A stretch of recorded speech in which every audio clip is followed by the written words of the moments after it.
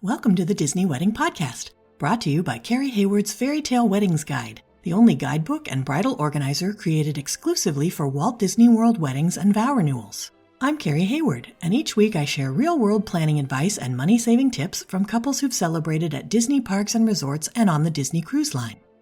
Join me now as the Disney Wedding Podcast shares real experiences and expert insights from Disney destinations around the world.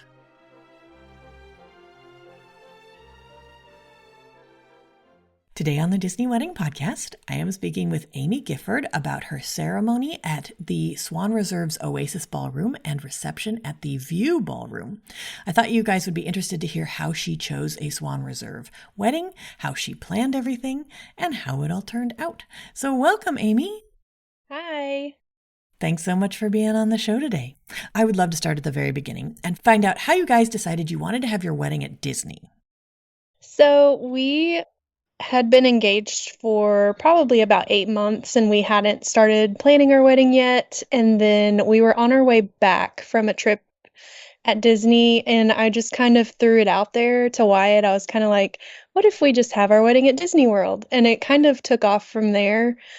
We started researching, Disney fairy tale weddings first, and we actually reached out to them and had a couple of conversations.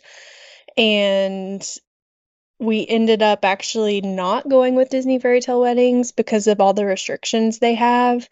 Wyatt's mom, Sonda, actually brought up the Swan and Dolphin because she saw a wedding that someone had at the Vue Ballroom, which is insanely beautiful there. And we were like, you know what? Okay. So we reached out to the Swan and Dolphin, and we just kind of took it from there. That's interesting. So what kinds of restrictions were going to impose on what you wanted to do? So with Disney fairy tale weddings, you have to kind of go through Disney for pretty much everything unless you want to pay vendor fees. And I actually bought your guide and did kind of the breakdown on pricing. If we would have went with Disney fairy tale weddings, we were going to do the wedding pavilion, and it would have been almost double what we paid for what we got at the Swan and Dolphin. The only thing was we couldn't do the park shoot, but it was okay in the end. Got it. Okay, great. So how did your friends and family react when they found out where your wedding was going to be? Well, when we first mentioned it to Wyatt's parents, his mom was just like, yes, absolutely, let's do it. Say less, kind of. Which his parents actually had a vow renewal at Disney with Disney fairy tale weddings a few years back at the wedding pavilion. So they kind of already have done this before, I guess. So everyone was not shocked at all because we both are annual pass holders. We go to Disney all the time. I've been going to Disney since I was a little girl. My grandpa was actually one of the contractors that built Magic Kingdom. So it's just been a huge family event for us to be going to Disney for a long time. That's awesome. So how many guests did you invite and how many were able to make the trip? We invited, I think, somewhere around 130, and I think our final guest count that showed up was about 95. And did you set up a room block through the Swan for your guests? We did not. We had the option to, and we actually had the option to set up a room block at a Disney hotel as well. But the requirements for us to do a Disney resort, they said that the guests had to have tickets to Disney on top of the reserving the room. So we did not do that because most of our guests are annual pass holders. My family's all lives in Florida, and they all have annual passes, and most of Wyatt's family does too. So we decided not to do a room block. I see. Okay. How did you choose the day of the week and time of day for your event? So my husband, Wyatt, is a major Florida Gators fan, as is his entire family, and they told us that we could not get married if there was a game that day. So Saturday was out, and it was actually cheaper to get married during the week. So we went with a Tuesday, and it was actually the anniversary of our first date several years ago, but it ended up working out pretty well. And how did you choose the time of day? We wanted to have an evening wedding, just kind of the typical wedding schedule. So our ceremony time was 5 o'clock, and then the ceremony ended at 5:30, and the guests had cocktail hour from 5:30 to 6:30. and we had the reception from 6:30 to 10, like a typical wedding.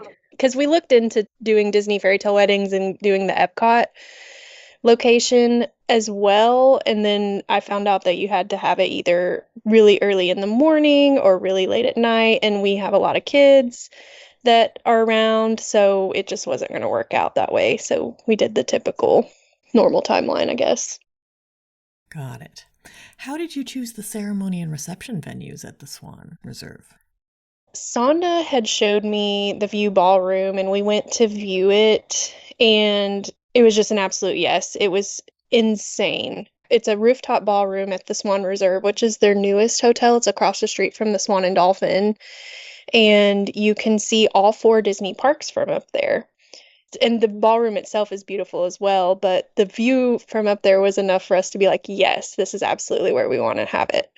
And then you also there's a view terrace where it's kind of like an open porch area beside, and we had access to that as well. And you can see the fireworks from Epcot for your wedding as well. So we had that too. And then we also wanted Minnie and Mickey, and they told us we could. So we were like, well, this is it. This is where we want to have it. How did you choose the ceremony venue? Where we had our ceremony is actually not the ceremony venue that we had selected in the beginning. We had selected the Crescent Terrace, which is kind of in between Disney's Boardwalk and the Swan Hotel. And it's kind of like a garden terrace area.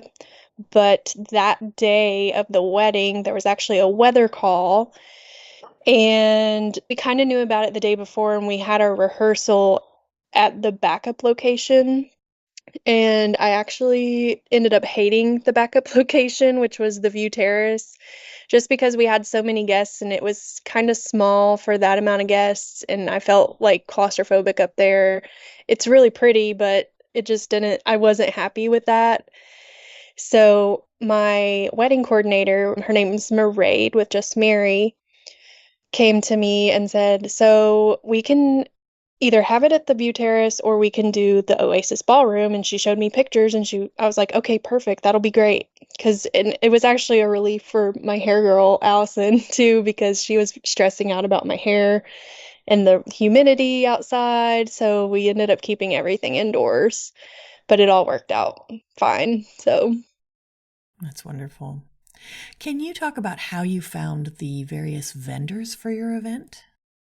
So when you get married with the Swan and Dolphin, you actually get kind of like a partial planner, I want to say, and she's also your coordinator. I think we had a whole team. There was a lot of people there, but I mainly talked to 2 girls, Mairead and Emily, with Just Mary the entire time. And they gave me a list of preferred vendors, and then I also kind of did my own research on vendors that are familiar with Disney weddings. And the routes I actually came across from that.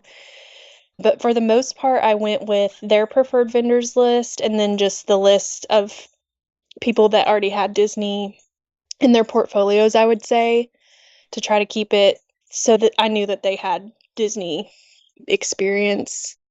So Raining Roses, they had done quite a few Disney weddings as well, and just their portfolio was insane as well. And my mother-in-law was actually kind of in charge of that because she's the flower person. I don't know, she likes flowers a lot. And so she went with them, and we had a lot of flowers, but they were amazing. They were on top of it. Everything looked perfect. And some of the pictures of like the florals at the reception, I'm like, these look like AI. Like, these are so good. So highly recommend them. All of our vendors were very professional, very on top of it. I think we went with the best ones that we could find, for sure. That's wonderful. How did you choose your officiant? So our officiant was actually Wyatt's grandpa. He's an ordained minister, and we wanted him to marry us because he is obviously Wyatt's grandpa, and now my grandfather-in-law, I guess, and we wanted something special. So we asked him to marry us. And it was actually pretty cute. After the ceremony was over, he had a little book that he gave us that he had made of the entire ceremony that he performed. So it has all the words that he said in there. And I thought that was a little neat gift that he gave us. That's cool. What kind of entertainment did you add to the ceremony and the reception? So for the ceremony, we had anthology entertainment, which was the string quartet. And they also played for the cocktail hour up at the View Terrace.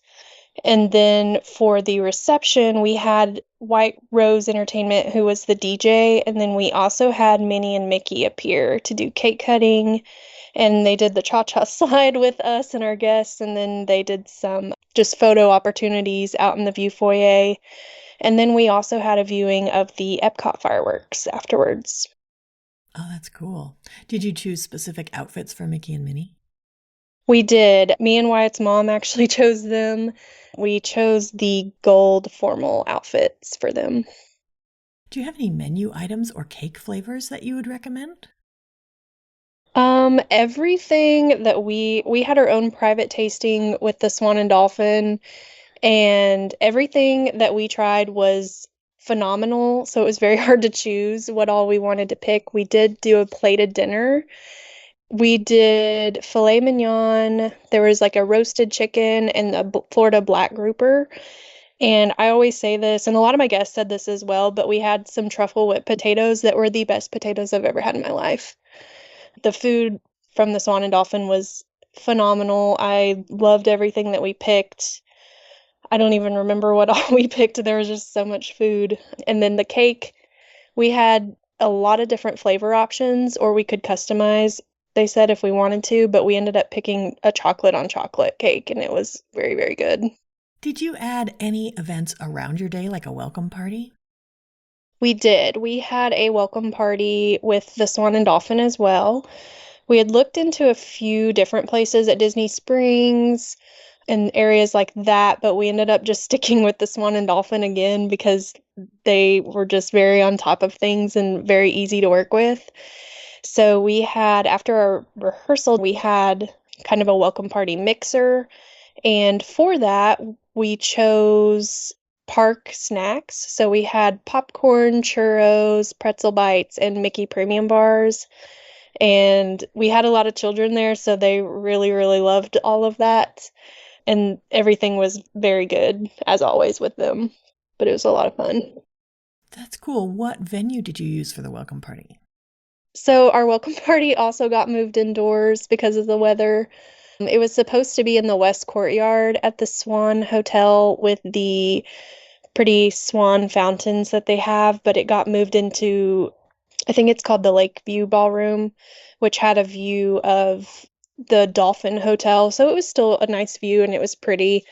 I was a little bit disappointed because I really wanted to have it in the West Courtyard, but I think we made the right call with the weather forecast that day. Got it. Okay. Can you give my listeners a timeline of how the wedding day all fit together? So hair and makeup started around 8 a.m. and we got ready at the Swan Reserve. We had everything finished up probably about 2 or 3, I think, is when it started getting a little crazy. All the vendors started showing up. Floral delivered all the bouquets to the room. The Roots showed up and they just kind of, I was still getting my hair and makeup done and they just kind of introduced themselves and went to work. Like, I don't even remember them even being there hardly. They fit in very nicely, I guess. And then the videographers showed up and they started doing their thing. And next thing I know, the ceremony's starting. And I felt kind of like I was late to my own party, walking in at the time the bride walks in, I guess. But everyone was already there. I was like, I didn't even get to hear the string quartet really play. And I picked them out and did so much research for months, but I'm sure they were great. And then after the ceremony, we did not do a first look, so we did all of our photos after the ceremony, all of our just formal photos and things like that. And then me and Wyatt were actually pulled into a holding room where they served us champagne and Diet Coke and Dr. Pepper and whatever else we wanted. And we also got served the food from our cocktail hour since we weren't going to be a part of that for the pictures. So we got to do that, and then they moved us upstairs to the ballroom to do the grand entrance. We did the grand entrance. We did our first dance. And then we all sat down and everyone did the toast. And then after the toast, they served dinner. And then right after dinner is when Minnie and Mickey show up and we did our cake cutting. Um, and then we did some dancing. And the next thing I know, it's time for the fireworks. I actually did an outfit change right before the fireworks. And then we go out on the view terrace and view the fireworks. And then there's a little more dancing. And then next thing you know, it's over. It flashes by very quickly. When you view the fireworks out there, do they pipe in the music? They don't. Our DJ had some music going. I think the first song he played for the fireworks was like Firework by Katy Perry. So I thought that was pretty cute. But they don't pipe the music in from Epcot, unfortunately, but it was still very nice. Interesting. Okay. Okay, so out of all of this, what ended up being your favorite memory of your wedding day? The favorite memory was probably Minnie and Mickey coming to do the cake cutting, and then I wasn't really sure what they were doing when I knew they were going to be there, but I wasn't sure what all was going to go down, but they ended up getting on the dance floor and doing the cha-cha slide with us and everybody else. And all the kids at the wedding just thought it was the best thing ever. And just seeing everybody's faces when they came in was probably one of the highlights for sure. When you guys were planning, what were some of the most important aspects of the event where you focused your attention or your budget? So the food was definitely important. And then for my mother-in-law, I think she would say the flowers. Although at the time I didn't really care about the flowers, but now that I saw everything, I'm like, she made a good call on the flowers. Those were a good call. They definitely make the scene, I guess. But I guess we would say the food and the flowers is where we spent most of our budget. Were there any aspects that were less important where you saved your money or just your effort? No, I don't think so. I'm trying to think. I don't feel like we saved money anywhere, but I don't really know. Now, did anything go wrong or just not turn out like you expected? You mentioned the weather. Yeah, the weather was probably the biggest thing that went wrong. But it ended up being, I think, for the best. The coordinators were saying, it may not be raining right now, but it has been raining, and you're going to get out there and the trees are going to drip on you. The seats might be wet. Like, I don't think you're going to like it at all. And I had pictured this day for over a year, and I'd always pictured the terrace, the Crescent Terrace, as the ceremony location. And so has my mother-in-law. She was very involved in me and her basically planned the entire wedding. And we were really bummed, and we didn't like the View Terrace, which was the backup location. But once they offered the Oasis Ballroom, I was like, okay, you know what? I think that'll work. That'll be a lot better. It won't be as cramped and it'll be fine. And it ended up being beautiful. And the ceremony's so short, anyways. And two, it kept everybody in the same building. Whereas if we would have had it at the Crescent Terrace across the street, everyone would have had to walk over there and then be escorted back. The string quartet would have had to come back. It would have been a lot more logistics involved. So I think that everyone made the right call for that. So it ended up working out pretty well. I think that was really the only thing that went wrong. I wouldn't say wrong, it's just different, I guess, but everyone was very on top of it. The wedding coordinators with Just Mary were making sure that they were more type A than me and Sonda, my mother-in-law. She was saying that she had made programs for the wedding and they had little tassels on them and they had laid them all out on the seats and moved each tassel to fit like they were all placed the exact same way. And then they had alphabetized our escort cards upstairs. They were just over the top good. I can't say anything bad about them.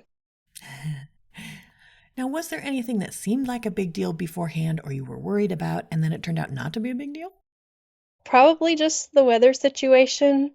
I was pretty nervous about that, and I didn't like our backup location that we had picked out. We had picked it out, and once we had the rehearsal there, I was like, I don't like this. But it ended up working out with the Oasis Ballroom, so That's fantastic. Is there anything you would have done differently knowing what you know now? I don't think I would have done anything differently. It was a fairy tale dream day for sure. I spent a lot of time researching all the vendors, and they did what I paid them to do, and they did probably over the top. The routes were phenomenal. I've gotten a few previews back from them, and they all are amazing. I can't wait to get the full gallery back. They also just kind of blend in with everybody else, so you don't really know they're there. And they also felt kind of like my friends by the end. Highly recommend them. The coordinators were amazing. The Swan and Dolphin team, Taylor Sachs was amazing. Jeff with White Rose Entertainment was very good. I have nothing bad to say about any of it. Do you have any other tips or advice for future couples, maybe couples who are considering the Swan Reserve as an alternative to Disney but worried that it won't feel Disney enough? It was very Disney feeling for sure, and I was kind of worried about that at first too, but it ended up being, I mean, you can see all four parks from that venue that we picked, and they also include a lot more in their reception package includes your tables, linens, chairs. You do have a food and beverage minimum, and that depends on what day of the week and what time. But they include a lot more than Disney Fairy Tale Weddings did. Disney Fairy Tale Weddings is kind of like a la carte now. So that's what we liked about the Swan and Dolphin, and the views from up there were just incredible. I can't, like, unless you go up there and see it for yourself, it's hard to explain, like, the feeling you get when you're up there. And you can still have Minnie and Mickey. The only thing you can't have is the park chute, which kind of bummed me out. And I almost added, like, because we went on a Disney cruise for our honeymoon, and I kind of toyed with the idea with Wyatt. I'm like, what if we add on a small wedding package to our Disney cruise? Then we can do a park shoot. But we ended up not doing that. That would just be kind of crazy. But I know some people have. We almost did. But that was the only thing with going with the Swan and Dolphin that I was kind of bummed about. But it's fine. Yeah, maybe you could do a vow renewal on the cruise sometime for one of your anniversaries. Yeah, we'll get a park shoot eventually. I just know we will. Well, Amy, I think you've offered a lot of great tips and advice for anyone who's interested in getting married or having a vow renewal at the Swan Reserve, and I appreciate your taking the time. Absolutely. That's our show for today. I'm your host, Carrie Hayward. Thanks for listening, and be sure to join me again next week for another episode of the Disney Wedding Podcast. You can find past episodes and photo galleries for each show at DisneyWeddingPodcast.com or listen wherever you get your podcasts. For even more inspiration and planning tips, follow the Disney Wedding Podcast and Fairy Tale Weddings Guide on Instagram, TikTok, Pinterest, and YouTube.